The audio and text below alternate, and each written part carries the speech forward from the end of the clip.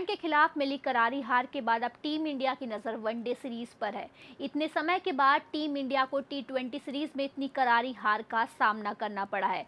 हार के साथ ही टीम इंडिया टी20 की रैंकिंग पर दूसरे स्थान पर चली गई है, जबकि इंग्लैंड ने टी20 रैंकिंग में अपना स्थान पहले पे कर लिया है। और अब 14 जुलाई से शुरू होने वाली वनडे सीरीज टीम इंडिया के लिए सिर्फ एक सीरीज नहीं है, बल्कि अग्नि परीक्षा मानी जा रही है। रोहित शर्मा, विराट कोहली, जसप्रीत बुमराह जैसे अनुभवी खिलाड़ियों की वापसी हुई है, जबकि कप्तान शुभमन गिल के सामने भी खुद को वनडे कप्तान के तौर पर साबित करने की बड़ी चुनौती है।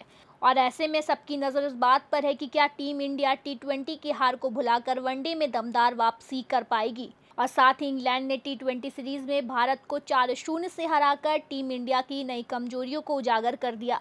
बल्लेबाजी, गेंदबाजी, फील्डिंग तीनों विभागों में भारत उम्मीद के मुताबिक प्रदर्शन नहीं कर सका। इस हार के बाद गौतम गंभीर और टीम मैनेजमेंट के फैसलों पर भी सवाल उठने लगे। और साथ ही कई पूर्व क्रिकेटर ने टीम इंडिया के चयन और रणनीति की आलोचना की है। अब तीनों मैचों की वनडे सीरीज भारत के लिए बेहद अहम मानी जा रही है। इस सीरीज में रोहित शर्मा, विराट कोहली और जसप्रीत बुमराह की वापसी हुई है। कप्तान शुभमन गिल के सामने भी बड़ी चुनौती है। और वहीं रोहित शर्मा से एक बार फिर तेज शुरुआत की उम्मीद की जा रही है, जबकि विराट कोहली पर भी बड़ी जिम्मेदारी रहने वाली है। कोहली न सिर्फ टीम के लिए सबसे अनुभवी बल्लेबाजों में शामिल है, बल्कि कई बड़े रिकॉर्ड के करीब भी पहुंच चुके हैं। वनडे क्रिकेट में वह 15,000 रन पूरे करने के बेहद करीब है। इसके अलावा अंतर्राष्ट्रीय क्रिकेट में सबसे ज़्यादा रन बनाने वाले सचिन तेंदुलकर के रिकॉर्ड को भी तोड़ने के लिए उन्हें करीब 6,000 और रनों की ज़रूरत है। और साथ ही विराट कोहली पहले ही वनडे में सबसे ज़्यादा 50 शतक लगाने का विश्व रिकॉर्ड अपने नाम कर चुके हैं और कई मौके पर सचिन के बड़े रिकॉर्ड भी पीछे छोड़ चुके हैं। और साथ ही जसप्रीत बुमराह की गेंदबाजी पर भी काफ़ी कुछ निर्भर करेगा। और इंग्लैंड की परिस्थितियों में शुरुआती ओवर में स्विंग और सीम मूवमेंट मिलता है। ऐसे में भारतीय तेज गेंदबाजों को नई गेंद से असरदार प्रदर्शन करना होगा।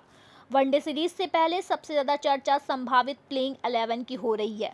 भारत की संभावित टीम में रोहित शर्मा, शुभमन गिल, विराट कोहली, श्रेयस अय्यर, केएल राहुल, अक्षर पटेल, वाशिंगटन सुंदर, कुलदीप यादव, जसप्रीत बुमराह, अर्शदीप सिंह और प्रसिद्ध कृष्णा को मौका मिल सकता है।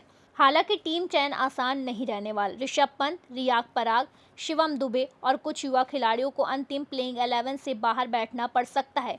वहीं परिस्थितियों के अनुसार वाशिंगटन सुंदर और कुलदीप यादव में से किसी एक को भी बाहर रखा जा सकता है। और साथ ही भारतीय टीम को सीरीज से पहले एक बड़ा झटका भी लगा है। तेज गेंदबाज हर्षित राणा चोट के कारण वनडे सीरीज से बाहर हो गए। उनकी जगह प्रिंस यादव को टीम में शामिल किया गया है। और साथ ही इंग्लैंड की वनडे पिचों पर शुरुआत में तेज गेंदबाजों को मदद मिलती है और अगर भारतीय बल्लेबाज शुरुआती ओवरों को संभाल लेते हैं तो बाद में रन बनाना आसान हो सकता है। ऐसे में रोहित, गिल और कोहली की भूमिका बेहद अहम मानी जा रही है। और अब भारत के लिए सिर्फ एक वनडे सीरीज नहीं है, बल्कि टी20 की हार के बाद खोया हुआ आत्मविश्वास वापस पाने का मौका है। और अगर टीम इंडिया यहां जीत दर्ज करती है तो आलोचकाओं पर विराम लग सकता है, लेकिन अगर प्रदर्शन खराब रहा तो कप्तान शुभमन गिल, कोच गौतम गंभीर और टीम चयन को लेकर सवाल और तेज हो जाएंगे। फिलहाल अब सभी की नज़रें वनडे सीरीज पर टिकी हुई है। क्या वनडे सीरीज में अच्छा प्रदर्शन करके टीम इंडिया फिर से अपने फॉर्म में वापस आ पाएगी?